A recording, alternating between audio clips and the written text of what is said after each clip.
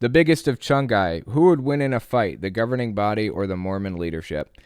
I don't know, dude. I think the Mormon leadership, they tend to be a lot older for some reason. I think the governing body has some young, spry whippersnappers on there.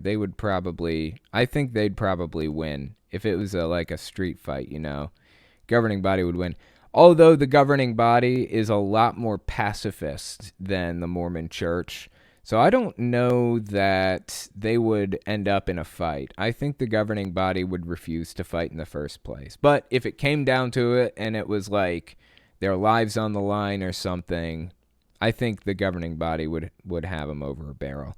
I don't think that's my bias talking either. I hate them both equally, so. Let's see. The biggest of Chungai. No weapons, and it's an even fight to the death. Oh, wow. Okay. Well, if it's a fight to the death, oh, shoot. The governing body may still refuse, honestly. They're, like, really, really pacifist. Assuming the governing body agreed to the fight in the first place, I think that they would win. I think Jehovah's Witnesses would win that one. I think the prophet of the Mormon church, the head guy, he's like in his 80s or something. The governing body members, a lot of them are fairly young, 40s, 50s, 60s. I think they have some older ones, but for the most part, I think they're pretty young compared to the Mormon leadership anyways. You know what, dude? This came to me a minute ago. The biggest Chungai asked who would win in a fight, the governing body or the Mormon leadership. I didn't even think about this before, but Tony Morris, one of the governing body members, before he was a Jehovah's Witness, he was in the Vietnam War. He was in the military. And my mom loves the dude for that reason, because my mom was also in the military around that time.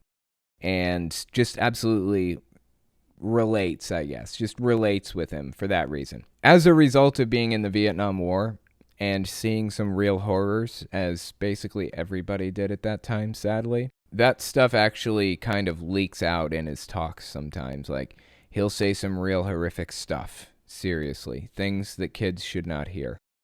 And he says it in front of a whole congregation. It's fucking wrong.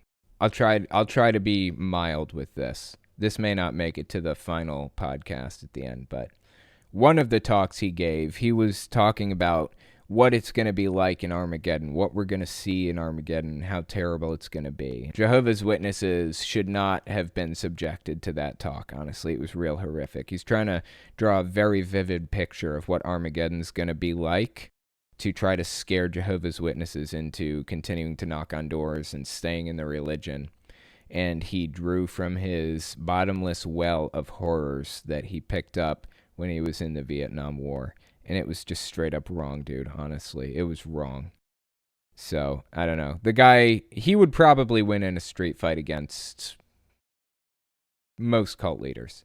David Miscavige from Scientology may be able to take him because he's a little bit younger, I think, and he's naturally very violent. So I would say Miscavige might beat Tony Morris in a fight if it was really a fight to the death. But I think Tony Morris be able to take basically anybody else.